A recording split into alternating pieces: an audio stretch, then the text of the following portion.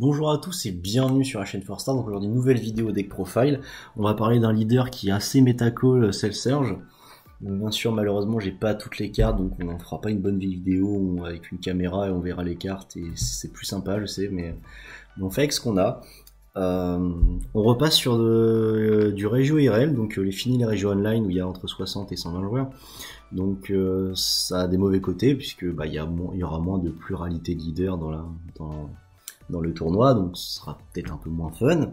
Là on va retourner sur du BO3, donc quelque chose de plus tactique, et aussi ce sera 32 joueurs, donc du coup il y a plus potentiellement dans la possibilité de faire des méta-calls, surtout si vous êtes un joueur qui est proche du régional en question, vous connaissez à peu près les joueurs, le pool de joueurs qui va y être, vous pouvez un petit peu savoir qui va jouer quoi, et si ça joue du KV, si ça joue du bleu, si ça joue du Sin Shenron, si vous jouez un deck destruction de main, vous allez pouvoir lui faire très très mal, et c'est pour ça que Selsurge c'est un deck intéressant à présenter, puisque c'est un très bon méta-call.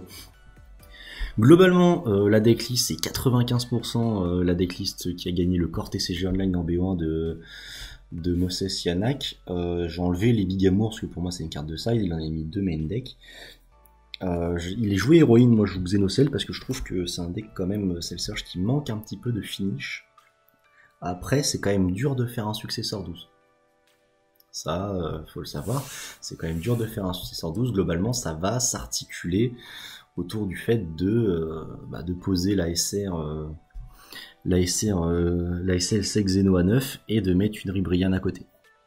Donc Ribrianne, une Rosie à côté, pour compléter quoi. Et du coup vous allez faire du défausse 5, ce qui est quand même très intéressant.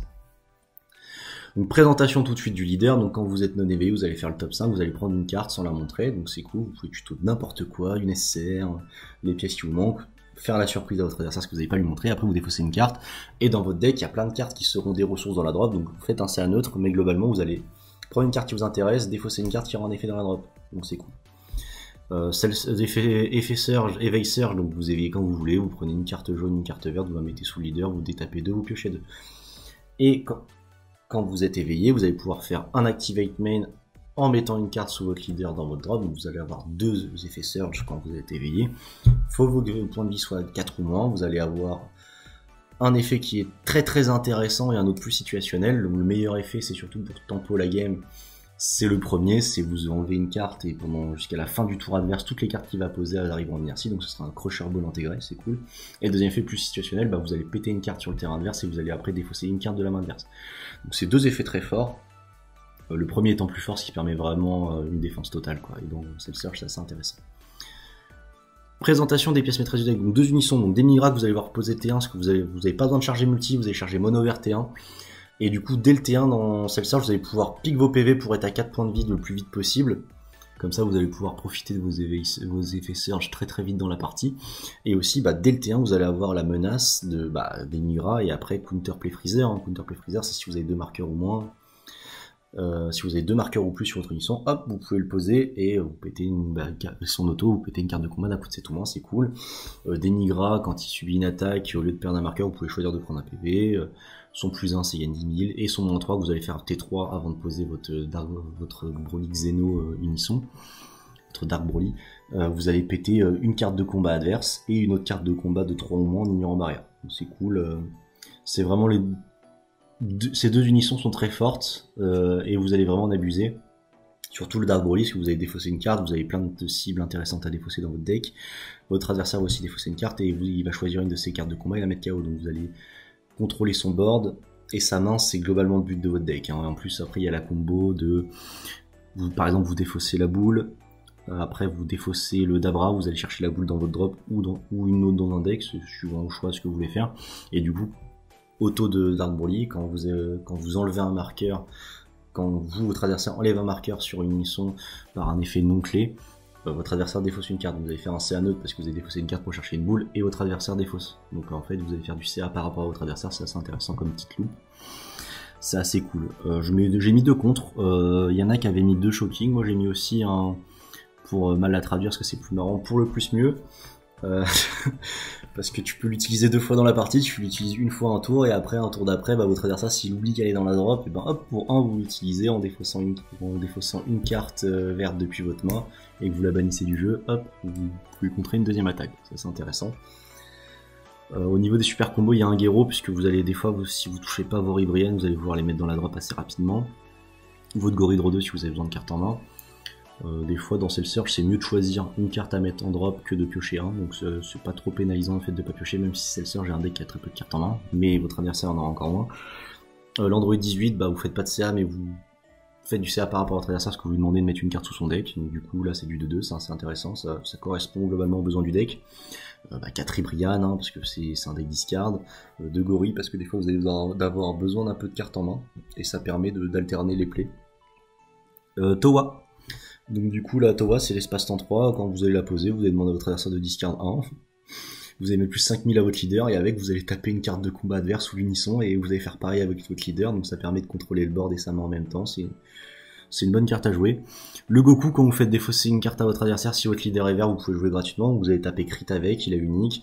S'il est en inertie, vous savez qu'il a déjà le tour d'après, vous pouvez le mettre directement en warp, et vous choisissez une carte de combat adverse d'un coup de 4 ou moins, et vous le mettez en warp aussi, donc ça c'est intéressant. Ça va taper votre adversaire en crit, donc s'il prend le PV en crit, donc du coup vous l'empêchez de prendre une ressource, et après vous le mettez en warp, et vous lui gérez une ressource qu'il y a sur le terrain. Donc, du coup, sur son apparition, vous pouvez gérer 2 ressources, c'est une très bonne carte. 2 Rosie, ça va être le finisher du deck. N'hésitez pas à la passer à 3.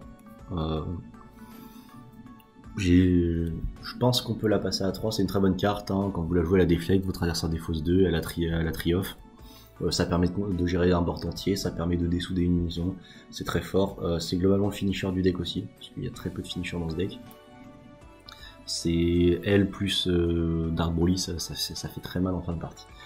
Le surprise attaque Freezer, donc du coup qui combo parfaitement avec le counterplay Freezer, l'effet de votre unisson Dark Broly. Quand une battle adverse est KO, hop, il vient gratos. Du coup vous tapez 15 000 cris de votre adversaire, c'est cool.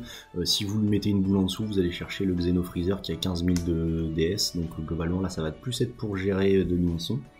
Et après vous faites son effet, vous le mettez en dispersion et vous choisissez une carte de la main de votre adversaire et vous la défaussez. Donc vous faites une Kamehameha avant de partir, c'est un bon barreau d'honneur. Dans les cartes multi, donc il y a l'Android 18 qui est assez intéressante parce que du coup c'est une super combo dans votre deck.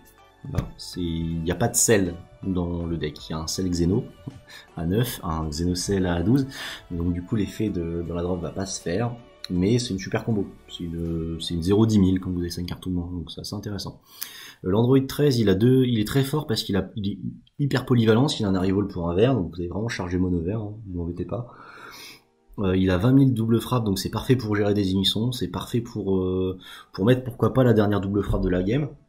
Et il a un auto intéressant, au début du tour adverse, votre adversaire choisit 2 de ses cartes et les met KO, ça combo avec surprise avec Freezer, ça combo toujours avec la volonté de Cell Surge, de vouloir gérer le board adverse, et il a un effet dans la drop, donc du coup double effet qui se coule, c'est parfait, il correspond, en termes de synergie, c'est parfait avec le deck.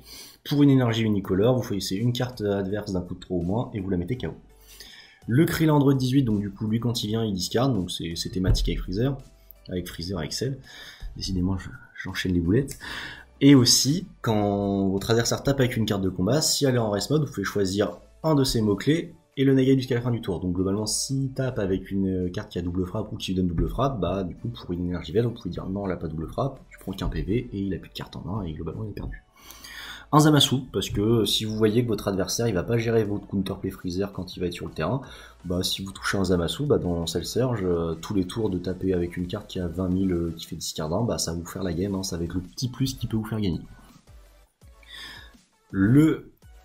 La SR qui vraiment était un renfort en BT10 qui a vraiment permis au deck de passer à un cap supérieur. Elle a un effet en main qui est assez fort, donc vous enlevez toutes les cartes de combat non token, vous les mettez en zone de dispersion, et vous jouez une carte qui a 30 000, et successeur 9, quoi. C'est fait en gros elle a un coup de 9, donc du coup vous avez un successeur 9 qui est un gratos sur le terrain si vous avez 4 énergies. Bah vous pouvez gérer du board avec, et quand elle est en drop, si vous la mettez en war, vous piochez un, vous pouvez laisser jusqu'à un de vos points de vie, vous prenez.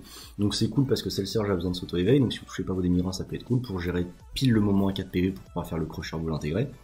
Et aussi, bah du coup, pour 0 énergie, quand elle est en drop, bah vous faites plus 1, donc c'est cool, ça fait du CR. Et c'est très intéressant en fin de partie, bah du coup quand vous êtes à votre T5 et que vous voulez Xenocell, où vous voyez que votre adversaire a plus de cartes en main et que vous pouvez lui mettre une grosse quadruple et qu'il a pas de sparking, et que vous voulez all-in, bah si vous avez 4... En gros, globalement, vous pétez n'importe quelle carte que vous avez là, vous mettez lui, donc successeur 9, après vous payez 3, vous mettez Rosie, votre adversaire défausse 2, hop, vous avez successeur 12, vous mettez Xenocel et vous refaites défausser 3. Donc dans Xenocel T5, vous faites défausser 5, vous avez quadruple frappe réplique si votre adversaire attaque à PV, parce que votre adversaire aura tendance à prendre des PV, parce que sinon il n'a pas de carte en main, donc il peut pas jouer. Globalement, vous avez gagné. Après, je comprends qu'il y en a qui trouvent ça un peu compliqué de caler le successeur 12, il a peut-être pas envie, il préférait prendre Héroïne. Héroïne est un très bon call. Je déconseille pas Héroïne. Mais moi j'aime bien Xenocel. Et je trouve que des fois, Cell-Surge manque un peu de percussion en fin de partie pour finir l'adversaire. Bon, par contre, malheureusement, en BO3, vous allez devoir y passer avec le design de la carte d'Abra par Bandai. Vous allez devoir mettre plein de percées ciblées en side pour empêcher d'Abra d'arriver sur le terrain. Et pourquoi pas du coup charger peut-être une de vos multi T1 pour pouvoir faire percée ciblée pour un PV quand vous avez 4 points de vie ou moins. Comme ça, vous n'avez pas besoin de cramer vos énergies pour faire défausser 2 à votre adversaire. Mais par contre, n'hésitez pas, Cell-Surge c'est vraiment un très bon méta-call. Si ça va jouer pas mal de bleu à votre Regio, vous pouvez faire Cell-Surge et pourquoi pas voler un Regio avec ça. Hein. C'est vraiment un très très bon deck. C'est pour ça que ça me tenait un peu à cœur de le présenter parce que c'est un deck qui est pas beaucoup vu. Il est pas très tendance, mais c'est vraiment un très bon deck en termes de méta-call. Bon, en tout cas, j'espère que vous avez hypé à jouer ce deck là, et je vous dis à bientôt sur la chaîne 4Star.